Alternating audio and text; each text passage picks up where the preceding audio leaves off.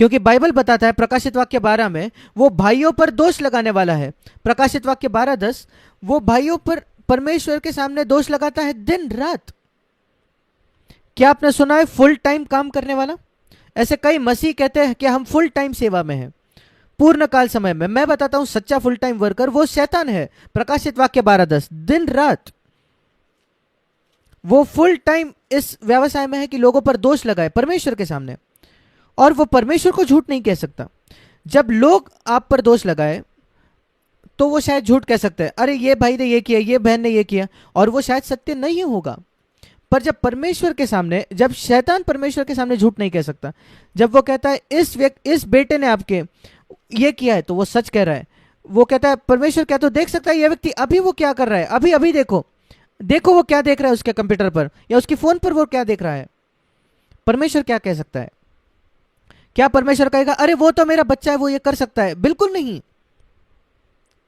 परमेश्वर ऐसा कभी नहीं कहेगा। परमेश्वर एक धर्मी पवित्र परमेश्वर है, और अगर कोई अधर्म है आपके जीवन में, मैं आपको बताना चाहता हूं, परमेश्वर उसको नजरअंदाज नहीं करेगा। और अगर एक गहरा मन फिराव नहीं है आपके जीवन में, यद्यपि आप फिसल जाओ, मसीह लोग फिसल सकते हैं विश्वासी, पर जब वो फिसल जाते हैं, एक गहरा मन फिराव, अगर वो गहरा मन फिराव नहीं है, तो मैं आपको बताना चाहता हूं मेरे प्रिय भाई और बहन, आप सचमुच नया जन्म नहीं पाए हो। शायद आपने इसके पहले किसी व्यक्ति से नहीं सुना, पर आप मुझसे आज सुन रहे हो। अगर अगर एक गहरा मन फिराव नहीं है आपके जीवन में उस पाप के लिए जिसमें आप गिर रहे हो या जिसमें आप गिर रहे हो बार बार, फिर आप पाप के साथ ऐसा ही खेल रहे हो, परमेश्वर से आप खेल रहे हो, और आपको बहुत बड़ा आश्चर्य बढ़ेगा जब आप मसीह आएगा, आप वहां नहीं रहोगे। और मेरी जरूरत है कि मैं आपको यह बताऊं, और उस दिन मुझे यह मत कहना कि मैंने आपको सतर्क नहीं किया था। मैंने ऐसा कई लोगों को कहा है जिन कलीसियाओं में मैं प्रचार करता हूं। पिछले 45 वर्षों के लिए हमारे अलग अलग देशों में कलीसियाएं रही है, और मैंने प्रचार किया है इसी बात पर, और मैंने कहा ध्यान दीजिए, अगर आप मुझे बार बार सुनेंगे, मैं आपको एक बात की गारंटी देता हूं, और अगर आप उसको गंभीरता से लो तो मैं आपको गारंटी देता हूं, आश्वासन देता हूं, प्रभु के आगमन के लिए आप तैयार होगे। 2000 मेरे प्रचार है यूट्यूब पे, आप सुनिए, आप प्रभु के आगमन के लिए तैयार रहोगे। पर अगर आप उसको हल्के में लोगे और उससे मूर्ख बनोगे तो आप तैयार नहीं रहोगे। और उस दिन आप ये नहीं कह सकते हो अरे मैं सीएफसी जाता था, मैं भाई जैक के चर्च में जाता था, उसका कोई मूल्य नहीं होगा उस दिन। क्या आपको जानते हैं यूहन्ना बपतिस्मा ने फरीसियों को क्या कहा? आप कहते हो अब्राहम आपका पिता है, तो क्या अगर आप मन फिराव नहीं करोगे तो आपका विनाश होगा। वही मैं भी कहता हूं। और इसलिए मेरे प्रिय भाइयों और बहनों, मैं किसी को पर दोष नहीं लगाना चाहता। परमेश्वर ने उसके बेटे को संसार में इस वजह से नहीं भेजा कि इस संसार पर दोष लगाया जाए, और मैं जाकर किसी पर भी दोष नहीं लगाता, क्योंकि मैं परमेश्वर नहीं हूं। सिर्फ परमेश्वर का पास न्याय करने का हक है, अधिकार है। परमेश्वर इकलौता न्यायाधीश है। पर मेरी ये जिम्मेदारी है कि मैं सत्य को प्रचार करूं, और पवित्र आत्मा आपको ये महसूस करवाएगा। अगर पवित्र आत्मा आपको कुछ महसूस करवा रहा है तो आपको उसको प्रतिक्रिया देनी है, प्रत्युत्तर देना है। अगर पवित्र आत्मा आपको कुछ भी महसूस नहीं करवा रहा, तो शायद आप इतने असंवेदनशील हो गए हो कि एक कठोर शब्द ताड़ना का, सुधारना का, आप उससे सुधार नहीं प्राप्त कर सकते। शायद आप इतना पाप के साथ खेल रहे हो कि परमेश्वर का वचन वो आपको आज आपकी गलती का एहसास नहीं दिलाता। ऐसे ही लोग ये समझते हैं कि उनको कोढ़ हो गया है। एक दिन बहुत जलता हुआ, उबलता हुआ पानी उन पर गिरता है उनके हाथ पर, और उनको कुछ महसूस नहीं होता। उबलता गर्म पानी उनके हाथ पर गिरता है और वो उसको महसूस नहीं करता, और वो कहते हैं ऐसा क्यों? वो जाकर टेस्ट करते हैं और वो पाते हैं कि वो उनको कोढ़ हुआ है। उनकी संवेदनशीलता चले गई है उनके उस हाथ के उनकी चमड़ी पर, और इसलिए कोढ़ ये पाप का चित्र है बाइबल में। और जब मैं कुछ गलत कर सकता हूं जो आप जानते हो वो गलत है, आपका विवेक आपको बताता है वो गलत है, आप उसको करते समय आप जानते हो ये गलत है, आप उसको देखते वक्त आप जानते हो ये गलत है, आप उन शब्दों का प्रयोग करते वक्त जानते हो ये गलत है जब आप पत्नी से बात कर रहे हो, पर फिर भी आप उसके प्रति आपको बुरा नहीं लगता, आपको डिस्टर्ब नहीं होता। कोड आ चुका है, और अगर आप उसको तुरंत सही नहीं करोगे तो वो ज्यादा बुरा और बदतर होते जाएगा।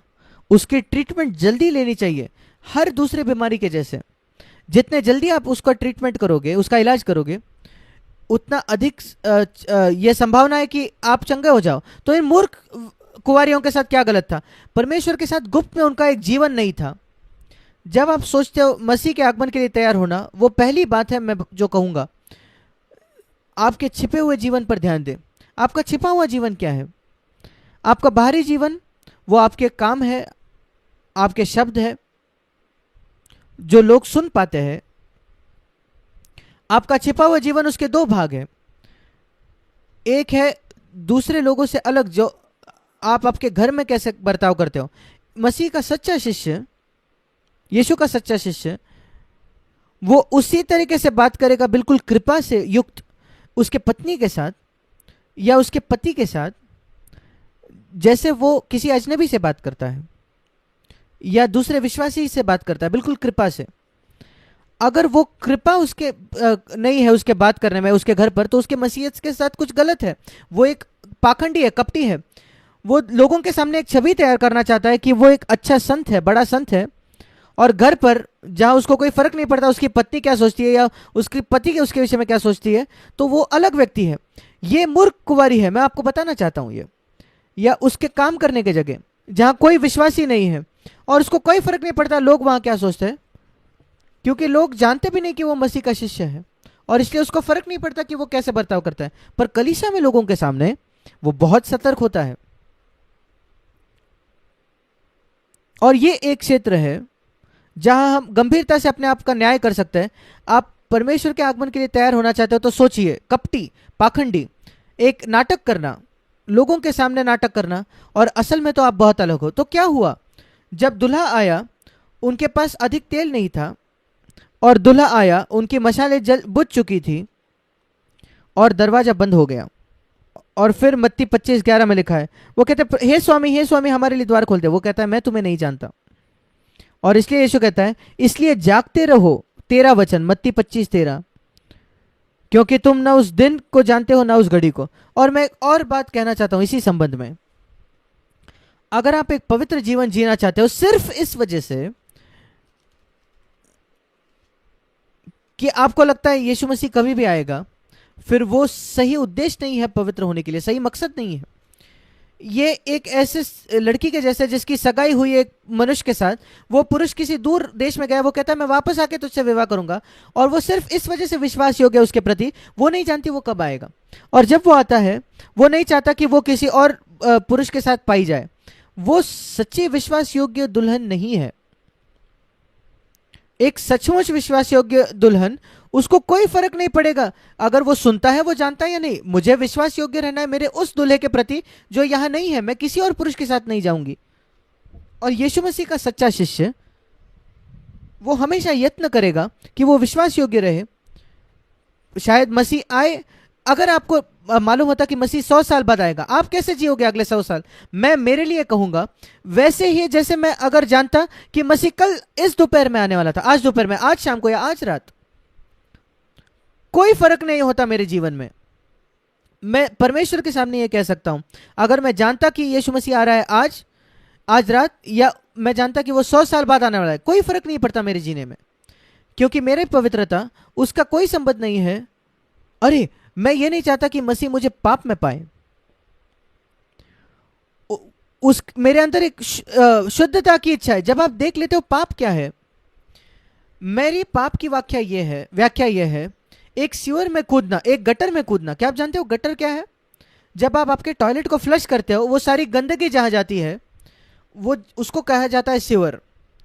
और पाइप जो होते हैं रास्ते के नीचे जाते हैं, और ये सारी गंदगी वहां जाती है और किसी गंदे नाले में उसको डाल दिया जाता है। क्या आप सोचोगे ऐसे नाले में कूदना, सिर्फ उस गंदगी में कूदना ही नहीं, कोई गलती से गिर सकता है। पाप गलती से करना, इसका मतलब है गलती से उस गंदे नाले में गिरना। पर सोच कर देखिए कि वो गंदा नाला आप देखते हो, उसमें खुद कूदते हो, कूदना ही नहीं बल्कि वही जीना। क्या एक नॉर्मल व्यक्ति है, साधारण व्यक्ति है, यह मूर्ख है, पागल है? पर ऐसा ही है जब संसार के लोग हैं, पर वो ये नहीं समझते कि ये गंदा नाला है। पर हम क्या कहें जब मसीह लोग ऐसे जीते हैं, ये कहते अरे कोई मुझे देख नहीं रहा। सोच कर देखिए, एक मनुष्य जो गंदे नाले में, वो कहता है कोई मुझे नहीं देख रहा, इसलिए अगर मैं इस नाले में पड़ा हूं तो क्या फर्क पड़ता है? कुछ गलत है ऐसे व्यक्ति के साथ। और इसलिए मैं आपको कहना चाहता हूं सबसे पहले, मसीह के आगमन के लिए तैयार होना अगर ये विचार आपके मन में है, कोई मुझे नहीं देख रहा है ये करते समय, कोई नहीं जान देखता कि मैं ऐसे बात कर रहा हूं, फिर आप उस गटर में हो, गंदे नाले में हो, क्योंकि आप सिर्फ इसी बात के विषय में चिंतित हो कि लोग आपको देखते हैं कि नहीं। आप मनुष्य का भय रखते हो परमेश्वर से भी अधिक। और मैं माफी चाहता हूं कहने के लिए कि कई लोग, कई मसीह जिनको मैं मिला हूं, वो परमेश्वर से अधिक मनुष्य से डरते हैं, इसलिए परमेश्वर उनसे बात नहीं कर सकता, परमेश्वर उनका उपयोग नहीं कर सकता। और ये आपकी बड़ी इच्छा होनी चाहिए। शायद आपकी ये बुलाहट नहीं है कि आप शिक्षक बनो या प्रेरित बनो या भविष्यवक्ता हो, ये एक विशेष बुलाहट है, कुछ लोगों को देता है। इस वजह से नहीं कि वो ज्यादा पवित्र है, यह परमेश्वर की सर्वसत्ता का एक चयन है। वो कहता है कि पौलुस प्रेरित बनेगा। शायद यरूशलेम में एक विधवा होगी, वो पौलुस के इतनी पवित्र होगी, पर उसका प्रेरित होने के लिए उसकी बुलाहट नहीं है। वो परमेश्वर की सर्वसत्ता का एक वो चुनता है। शायद आप शिक्षक नहीं, भविष्यवक्ता नहीं, प्रेरित नहीं, पर हम में से हर एक की बुलाहट है पवित्र होने के लिए। और हमारी इच्छा होनी चाहिए, प्रभु मैं आपको प्रसन्न करना चाहता हूं हर समय, हर समय। मैं देखता हूं आप मुझे देख रहे हो, हर समय मैं आपके उपस्थिति में जीना चाहता हूं। प्रभु मैं आपको कहना चाहता हूं, प्रभु के परमेश्वर के उपस्थिति में जीने का एक चिन्ह, ये मेरे लिए एक परीक्षा रही है। मैं वही प्रचार करता हूं जो मेरे जीवन में सच रही है। और मैं एक बात ये भी कहना चाहता हूं, एक अंगीकार, मेरे मसीह जीवन के पहले 16 वर्षों के लिए, जब मैंने नया जन्म पाया, उसमें से काफी समय मैं खुद एक पाखंडी, एक कपटी था, नाटक करने वाला अभिनेता था। मेरा नया जन्म हुआ जब मैं 19 वर्ष का था। पहले 16 वर्षों के लिए ऊपर नीचे मेरे अनुभव थे। ज्यादातर समय मेरे मसीह जीवन के शुरुआती दिनों में मैं बहुत गंभीर था। जब मेरा नया जन्म जस्ट हुआ था, पहले 5-6 साल में मैं बहुत गंभीर था, पर उसके बाद मैंने अपनी नौकरी छोड़ दी और मैं प्रभु की सेवा कर रहा था। और मैं प्रसिद्ध हो गया एक प्रचारक के नाम से। और फिर उस पाखंड और कपट की शुरुआत हो गई, लोगों के सामने छवि करना, कि लोगों के सामने अलग जीवन। मैं कोई गंभीर पाप में नहीं था, किसी स्त्री से गलत व्यवहार या पैसे के साथ, ऐसा कुछ नहीं, पर मेरे विचार के जीवन, मेरा निजी जीवन, मेरा गुस्सा घर पर, मैं उन बातों को गंभीरता से नहीं लेता था। पर मैं कहता था मैं यीशु मसीह के पास आ सकता हूं, वो मुझे क्षमा करेगा, क्योंकि मैं नहीं जानता था कि सच्ची ईश्वरीयता क्या है। मैं एक छवि बनाना चाहता था, मैं एक अभिनेता था, पर वो आज मेरे जीवन से चले गया है। मेरे जीवन से 45 वर्ष के लिए गायब हो गया है। मैं सिद्ध नहीं हूं, मैं मसीह के जैसा नहीं बना हूं, पर कोई एक्टिंग नहीं है, कोई नाटक नहीं है। जो आप देखते हो मैं वही हूं, हर समय वही। आपको ये कहने की कह पाने चाहिए, 3 वर्ष आपको सिद्ध होने का नाटक नहीं करना है। 3 वर्ष के व्यक्ति को नाटक नहीं करना पड़ता है, बालक को, कि वो प्रौढ़ है, या 100 मीटर वो 10 सेकंड में भागता है। नहीं नहीं, कोई दिखावा नहीं, कोई पाखंड नहीं, पर वो नाटक नहीं कर रहा, कुछ दिखावा नहीं कर रहा, कोई घमंड नहीं कर रहा है ऐसी बात की जो सच नहीं है। अब मैं आपको बताना चाहता हूं, पिछले 45 वर्ष के लिए जब परमेश्वर ने मुझे पवित्र आत्मा से भर दिया, उसने मेरे जीवन को बदल दिया। मैं इतना थक गया था अपने हारे हुए जीवन से, और मैंने कहा प्रभु कुछ करो मेरे लिए। मैं आपसे एक बात मांगता हूं, मुझे पवित्र आत्मा से भर दो। और मैं जानूंगा कि मैं पवित्र आत्मा से भर गया हूं तब नहीं, जब मैं सिद्ध होता हूं, क्योंकि सिद्धता तभी आती है जब मसीह आता है। पर जब मेरा बाहरी जीवन बिल्कुल मेरे अंदरूनी जीवन से मेल खाए, कि मैं वही प्रचार करता हूं जो मैं खुद उसका अभ्यास करता हूं, और मेरा अंदरूनी सोच का जीवन मैं किसी के भी सामने खोल रख सकता हूं। आकर देखिए मेरे बैंक अकाउंट को, मेरे पैसे के मामलों को, आकर देखिए मैं क्या कर रहा हूं। मैं अपने सारे टैक्सेस को बिल्कुल धर्म से देता हूं, 100%। आकर देखिए, जांच के देखिए, मैं एक मसीह हूं, मैं एक फंसाने वाला धोखेबाज नहीं हूं। और मेरे साथ घर पर आकर जिए, देखिए मैं अपने पत्नी से हर दिन कैसे बात करता हूं, कोई दिखावा नहीं, कोई पाखंड नहीं। और आप क्या देखते हो, अगर मैं कोई गलती करता हूं मैं तुरंत माफी मांगता हूं, वो बात है सिद्धता नहीं, पर तुरंत बातों को सही करना। मैं लोगों को बताता हूं, आप कभी नहीं कह पाओगे, आप कितने भी मजबूत हो जाओ, कितने भी बड़े हो जाओ, कि मैं कभी फिसल कर नहीं गिरूंगा। आप केले के छिलके पर फिसल के गिर सकते हो रोड पर आप क्या करते हो जब आप फिसलते हो? आप उठ जाते हो। वैसा ही एक सच्चा मसीह है, वो गिरते हैं, वो उठ जाते हैं, उनमें कोई पाखंड नहीं होता।